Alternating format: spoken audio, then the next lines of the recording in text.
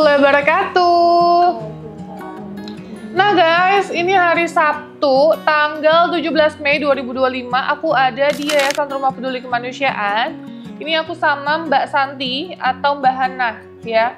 Sudah pulang dari rumah sakit jiwa yang ada di daerah Jakarta Barat kemarin. Nah, setelah perawatan kurang lebih 2 mingguan ya. 2 minggu lebih malah. 2 minggu lebih. Nah, gimana Mbak kondisinya Mbak sekarang? Udah enakan. Udah enakan? Iya. Terus? Nggak terus-terus.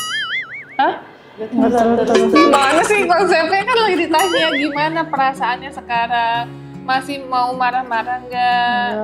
Nggak. Masih mau kabur nggak? Nggak. Nggak. Emang di yayasan diapain kok kabur? Nggak diapa-apain. Nggak diapa-apain. Pada baik nggak? Baik. Kalau nggak baik bilang, aku potong gajinya. Pada baik nggak? Pada baik. Mbak Reviko? Baik. Bude? Baik. Baik semuanya. Mbak Uti? Baik. Mbak April? Baik. Baik, ya. Terus, kalau baik, kamunya betah nggak? Betah. Betah. Betahan di yayasan aku apa mau dibalikin ke yayasan sebelumnya?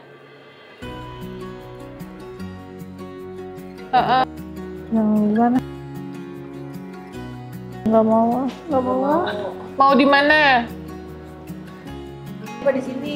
Di sini aja. Di sini. Kalau di sini nonton bisa nggak? Nonton apa? Nonton TV. Bisa. Bisa kan? Bebas kan di sini? Ya kan? Iya. Ya, jadwalnya sholat harus Salah. Sholatnya jamaah nggak? Sama. Sama siapa? Banyakan. Banyakan siapa nama temennya? Lupa namanya. Lupa apa nggak kenalan? Lupa apa nggak kenalan? Lupa. Nanti besok aku tanya ya, nama orang-orang yang ada di yayasan siapa. Kalau misalnya masih nggak hafal, nanti masuk lagi ke rumah sakit ya. Kalau nggak hafal. Iya. Ya, karena apa namanya, dia nggak tahu karena dia nggak ada apatis, nggak peduli, nggak peduli sama lingkungan gitu. Jadi kita harus jelaskan ya guys, orang yang sehat itu adalah ketika dia mau open terhadap orang lain dan menerima dalam lingkungan orang lain. Dalam arti gini, kan dia di yayasan aku udah berapa hari nih, masa dia tidak ada yang namanya kenalan di meja makan, mereka pasti ngobrol gitu loh. Terus nonton pun nonton bareng, nonton bersama, walaupun di kamarnya masing-masing mereka tuh ada TV ya Mbak, tapi pasti akan ketemu dengan pasien lainnya gitu.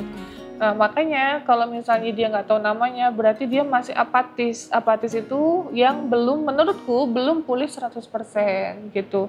Nah makanya aku kasih dia PR untuk kenal dan tahu nama semua orang-orang yang ada di yayasan kita. Kita kan di yayasan nggak banyak kan, pasien sekarang 9 orang, masa ya nggak hafal 9 orang? Gitu, seenggaknya 1-2 dia harus tahu, ini nggak tahu sama sekali. Gitu. Ya, nah terus kemarin kan sempat tuh Mbak Hana ini selalu bilang mau pulang. Nah kalau di kita, semakin dia bilang mau pulang, kita tidak akan mengembalikan. Gitu, maaf ya guys, karena kita tuh tahu yang namanya pasien ketika belum pulih dia pasti akan seperti itu. Tapi kayak orang yang udah pulih kayak Sofian dan juga Pak Wendy, dia nggak akan minta pulang, dia akan sabar gitu. Karena mereka tuh tahu kita sedang mengontrol atau melihat kondisi pasien tersebut gitu. Kita mau lihat nih ya kan, ini udah sembuh apa belum, masih ngomong sendiri apa enggak gitu, atau masih ada halusinasi apa enggak. Itu kan kita akan konsultasikan sama dokter. Dok, gimana kalau kita sudah udah mau mulangin dengan kondisi kayak gini gimana? Kita kan pasti akan nanya sama dokter dong Mbak gitu. Nah makanya ketika dia kemarin bilang mau pulang itu saya tahu persis dia masih gelisah dan belum sembuh total gitu. Masih ada kegelisahan dalam hati dan pikiran yang dia alami seperti itu.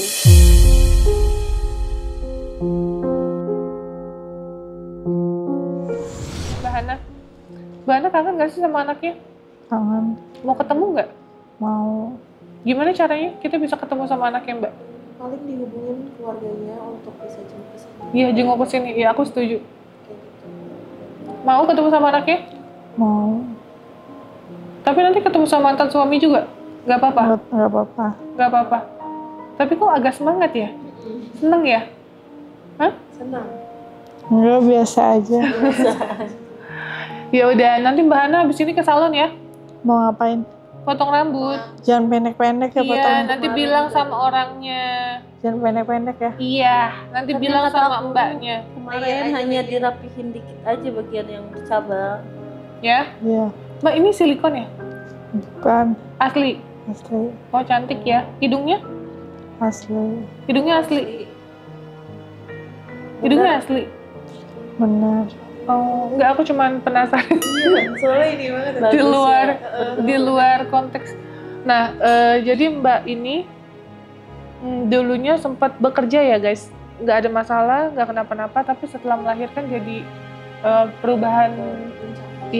perubahan sikap dan perilaku gitu. Nah, aku nggak tahu nih, karena pihak dari dokter pun biasanya kan kalau sudah di ACC pulang itu biasanya nggak semua sih ya Mbak, ada tahu kronologi dia kenapa gitu. Nah, kayaknya dia agak tertutup, jadi nggak cerita juga kenapa dia bisa kayak gitu.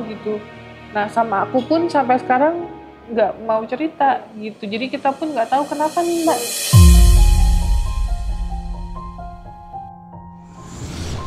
Belum bisa terbuka. Kenapa? Nggak kenapa-napa, Kak. Mbak udah siap belum waktu punya anak? Udah siap. Umur berapa waktu itu?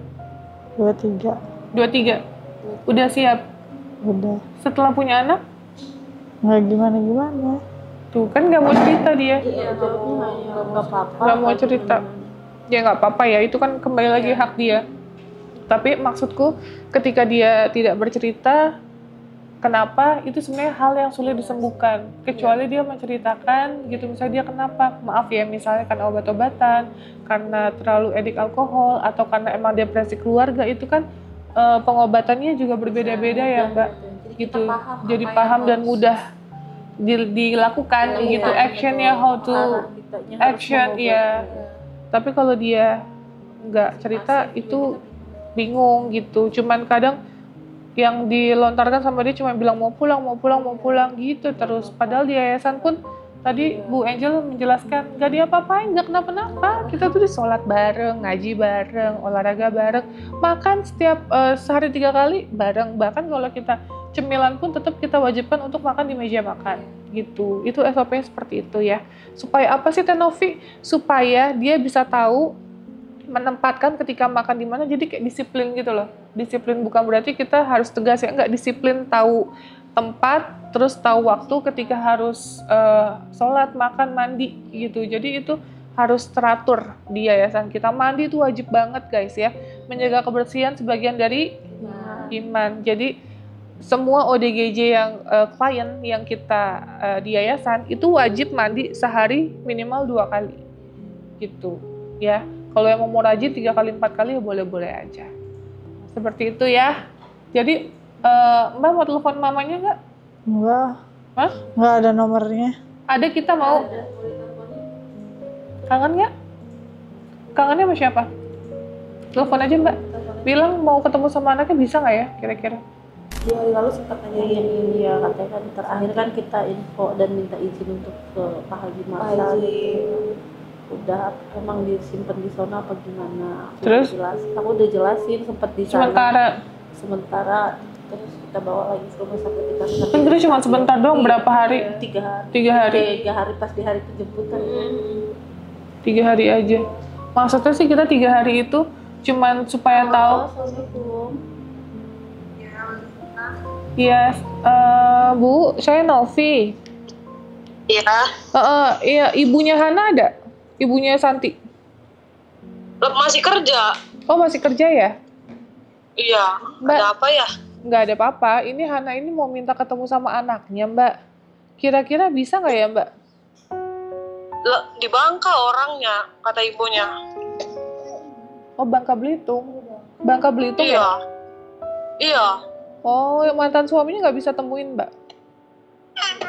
Di Bangka juga mantan suaminya. Iya, maksudnya ya kan bisa terbang ya, cuman 1-2 hari untuk ketemu sama Hana, untuk ngasih dukungan support system supaya dia sembuh gitu Mbak. Karena kalau misalnya ini kan si Hananya nggak juga cerita ya Mbak kenapa-kenapanya gitu. Jadi kadang kita bingung harus gimana untuk mensupport dia untuk sembuh gitu loh Mbak. Jadi setiap saat maunya pulang-pulang ya, kita mau pulangkan dengan kondisi seperti ini, kita masih nol Mbak gitu dalam pengobatannya. Gitu karena belum ada perubahan Mbak. Sama sekali ya dari pertama dibawa ya. Iya pulang-pulang terus kita tanya selalu diam, nggak mau ngomong gitu. Maksudnya perubahannya ada tapi nggak signifikan gitu. Nah maksudnya saya di sini bisa nggak kalau ketemu sama anaknya, mungkin itu adalah salah satu support system dia untuk dia merasa sembuh atau pulih gitu Mbak. Semangat dia untuk sembuh, semangat dia untuk balik lagi seperti sedia kala gitu.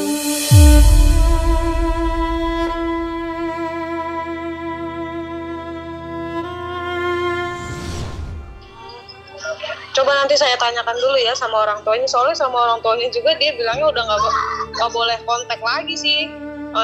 Cuma coba saya tanya dulu ya. Iya, kalau emang mantan suaminya mau kesini ngajak anaknya, nanti saya hubungin lagi.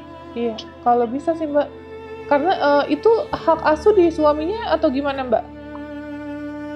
Ya ibaratnya mah dia kalau cerai itu bukan cerai secara itu sih, jadi hak asuh mah ya kan namanya juga kemarin si Santi lagi kurang sehat gitu. Makanya sama suami dia dipegangnya. Oh, tapi sebenarnya di Santi, tapi karena kemarin lagi nggak stabil, jadi takut anaknya diapa-apain ya? Iya. Emang kemarin anaknya diapain? Ya sebenarnya emang nggak diapa-apain, cuma kan dia taunya si Santi kurang saja, makanya dipegangnya sama si suaminya. Ya udah Mbak, minimal video call aja Mbak, coba ngomong atau gimana gitu. Ya udah coba nanti saya itu lagi ya sama ibunya. Iya. Kalau itu, Iya. Soalnya masih ini Mbak, tatapannya masih kosong, masih kayak robot gitu loh Mbak. Belum ya. Apa ya, kita kalau ngelihat kayak misalnya nih Mbak, mungkin Mbak suka ngelihat proses Bu Angel ya. Ini kita satu contoh aja, Bu Angel kan signifikan tuh Mbak. Perubahannya kan terlihat ya, semua orang juga melihat perubahannya. Nah, kita kalau misalnya udah seperti itu, pasti kita akan kembalikan gitu Mbak, dengan senang hati gitu. Tapi kalau seperti ini, kemarin ke Pak Haji Marsan, disuruh ikut pengajian, dia juga nggak mau ikut pengajian Mbak. Ya kan, sedangkan kita di Yayasan Pak Haji kan selalu ada pengajian setiap hari Minggu tuh Mbak. Terus adaptasi juga dia nggak mau gitu. Jadi kita bingung juga nih untuk Mbak Santi. Oh iya ya. Gitu. Coba ya Mbak, nanti dibicarakan dulu sama ibunya ya. Iya.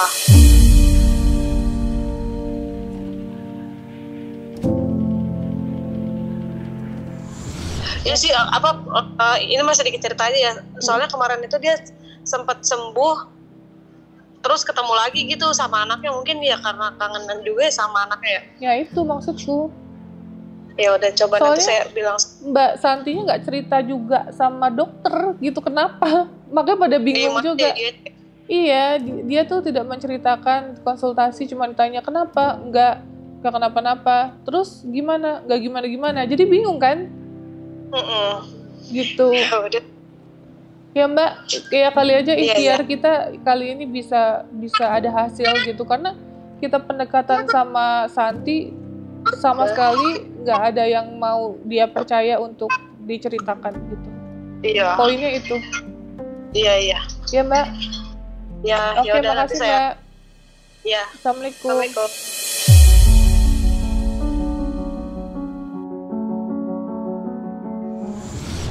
Mbak Santi kemarin sempat sembuh ya, ketemu anaknya? Iya, sembuh. Ketemu anak? Iya. Terus bisa drop lagi? Nggak tahu, lupa. Tuh kan? Kayak gitu terus, nanti kalau kamu kayak gini mulu gimana kita pulanginnya? Kan udah mendingan sekarang. Mendingan gimana? Udah nggak marah-marah. Kamu bikin kamu marah gampang. Iya. Apa? Gampang, aku udah tahu triknya, tapi aku nggak mau. Kamu swing cepet. Terus saya dipulanginnya kapan? Ya kalau udah sembuh, cerita dulu kenapa. Tatapannya juga masih kosong. Emang saya mau begini, Mbak. Kak. orangnya. Sama dokter nggak cerita juga kan? Enggak. Kenapa? Enggak ada yang diceritain, ngapain diceritain? Karena saling apa ya, kalau mau cerita tuh dipendam aja gitu loh. Iya. Jadi dia nggak mau, lebih kayak ya udahlah nggak usah ngapain gitu. Iya. Ya udahlah mendingan diri sendiri aja, pendam gitu. Ayo dong cerita dong. Kita kan di sini mau tahu kamu mau di kamera atau nggak di kamera sama aja nggak cerita. Bingung jadinya. Setidaknya kalau apakah Kamu gimana pun butuh temen tahu. Iya, kalau Kita semua hidup butuh temen. Yang nggak butuh temen kalau udah dipanggil Sang Maha Kuasa. Nah sendiri-sendiri deh tuh. baru tuh boleh ya. Semasa kita hidup, nih ya Mbak Santi, semasa kita hidup dimanapun kita butuh yang namanya orang. Kamu meninggal aja, kamu masih butuh bantuan orang untuk nguburin kamu. Coba dengerin kata-kata saya. Kalau kamu masih mikir, saya sendiri aja, saya sendiri bisa, saya nggak perlu cerita sama orang lain, udah saya sendiri aja mau sampai kapan sembuhnya. Kita sayang loh sama kamu. Udah sembuh kok, Kak. Masalah sembuh atau enggaknya, itu masih ada yang ganjel.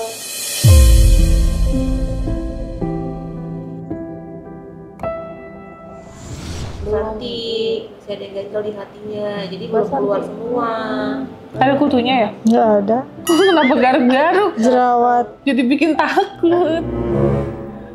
Saya nggak takut sama setan, saya takut sama kutu, Bu. Ya, Mbak Hana? Iya. Salon habis ini ya?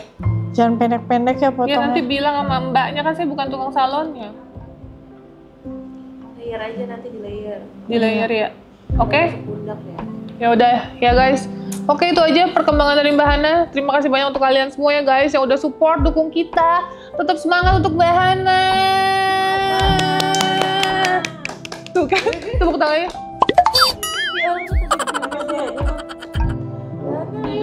Mana ya jauh? Gitu aja. Dia disuruh olahraga gimana? Gimana? Diem aja teh. Diem aja gimana? Ikut gak sih ya mas? Enggak. Enggak. Ya diem aja sih. Besok jalan pagi ya? Minggu kan? Sama siapa? Ini semua ramean. Ya, olahraga. Besok ya. Kita ke Ada senam. kita jalan-jalan pagi. Alhamdulillah dia paling semangat. Paling semangat ya. Ibu hamil. Makanya Bu Angel hamil kayak nggak hamil ya? Iya. Ya udah, ya makasih sekali lagi. Assalamualaikum warahmatullahi wabarakatuh. Bye guys.